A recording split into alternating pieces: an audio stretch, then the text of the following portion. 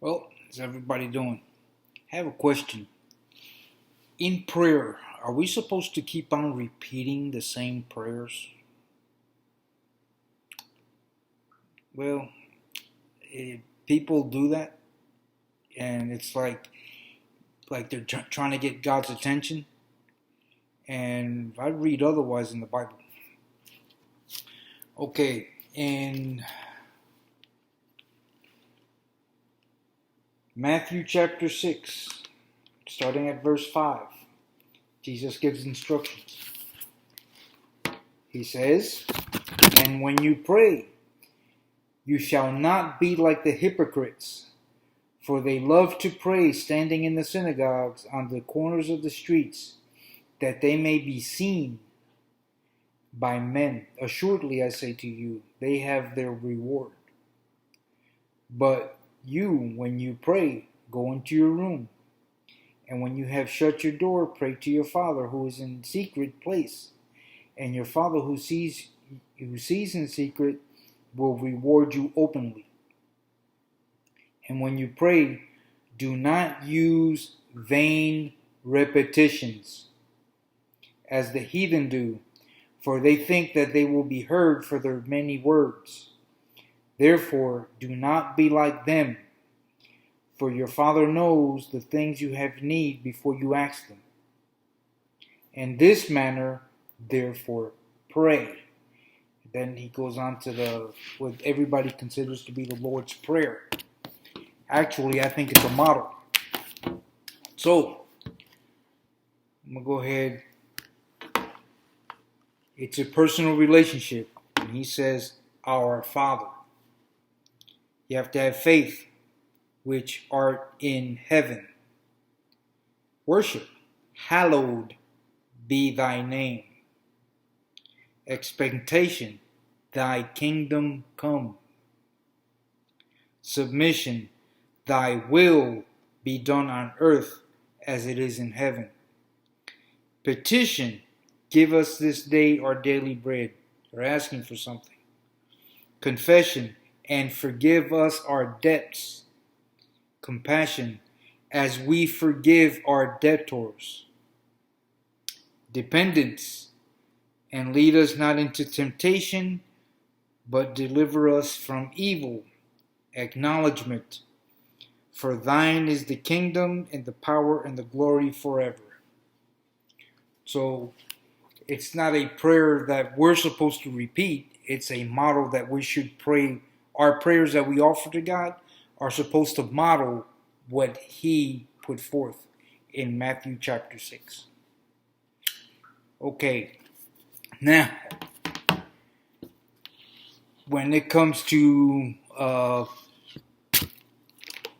basically in ministry, right?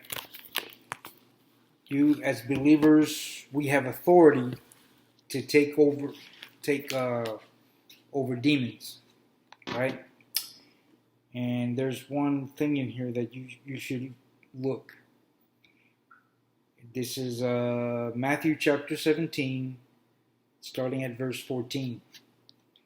"And when they had come to the multitude, a man coming to him, kneeling down to him, saying, Lord, have mercy on my son, for he's in epileptic, and he suffers severely, for he often falls into the fire and often into the water. So I brought him to your disciples, but they could not cure him. Then Jesus answered and said, O faithless and perverse generation, how long shall I be with you? How long shall I bear with you? Bring him here to me." And Jesus rebuked the demon, and it came out of him, and the child was cured from that very hour. Then the disciples came to Jesus privately and says, "Why couldn't we got casted out?" So Jesus said to them, "Because of your unbelief. For assuredly I say to you, if you have faith as a mustard seed, and you say to this mountain, move from here to there, it will move, and nothing will be impossible for you. However, This kind does not go out except by prayer and fasting. So you have to be in constant communication with God and fast in order to have power that when you declare something, it's going to happen. That's a heavy task because a lot of people don't do that. So, what are the aspects of continue to pray? Okay, let's look at that. Okay, the reasons for prayer. God repeated command to do so.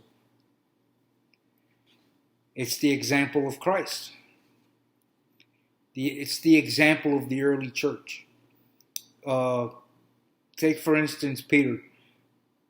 Peter had such a dynamic prayer life that the people would line up people on the street, and then his shadow would hit these people that were they were basically in cots on beds, like let's imagine putting like a gurney on the street, and when the shadow would hit them, they get up off that gurney. Okay, it's the example of Paul. Paul also he was dynamic in his prayer life because he would use handkerchiefs and send them to people to be healed. Prayer defeats the devil. Prayer saves the sinner. Right? I'm an example of that. I would say I worked in hell because of I worked in prisons. But if it wasn't for prayer, I wouldn't be where I'm at today. Prayer restores the backslider. Prayer strengthens the saint. Imagine Jesus after he basically defeated the devil when he was being tempted. Ministering angels came to him. Right? What were the ministering angels doing? Praying. Okay, prayer sends forth laborers. They're supposed to go out and preach the gospel. Prayer heals the sick.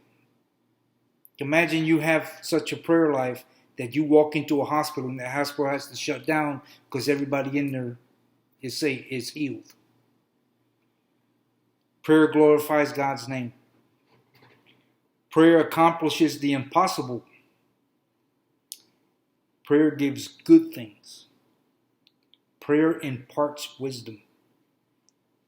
It says in James that if you lack wisdom, to ask, that God abundantly gives. Prayer bestows peace. Imagine what people say, pray for the peace of Jerusalem. What they're actually saying is for Jesus to come back. That the Messiah is supposed to come back. That's the only time you're going to have peace in Jerusalem, is when Jesus reigns from Jerusalem. Prayer keeps one from sin. And prayer reveals the will of God. If you want to know what the will of God is, read the Bible. It's very explicit. Okay, now what are the qualifications for prayer? The prayer should be humble. Prayer should be bold. Prayer should be in faith. Well, how does a faithless prayer sound like? When you say, if it be your will, God, if it be your will, of course it's God's will. He's motivating you to pray. Prayer should be sincere. Prayer should be simple. Don't add stuff to it that's going to complicate in your mind stuff. Prayer should be persistent. I've had an acronym, being that it got a military mind. Pray, push. Pray until something happens. Prayer should be definite, and prayer should be in accord with God's will, just like before. When we pray, since God already heard us, I read in Matthew, heard us before we even asked, what we should do is thank Him in prayer. Okay, now the hindrances to prayer: unconfessed sin, insincerity, carnal motives, unbelief, satanic activity, domestic problems, pride,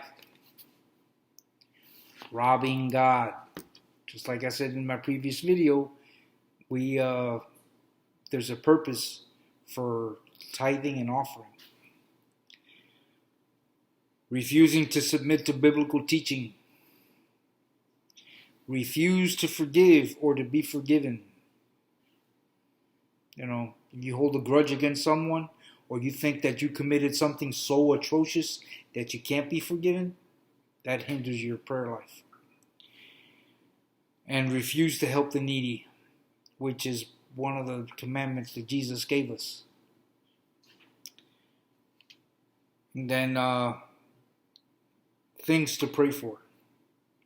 Number 1, ourselves. For one another. Number 3 is for pastors.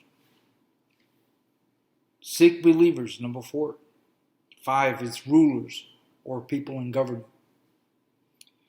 6 are enemies. You pray for Israel, and the last one is you pray for all men.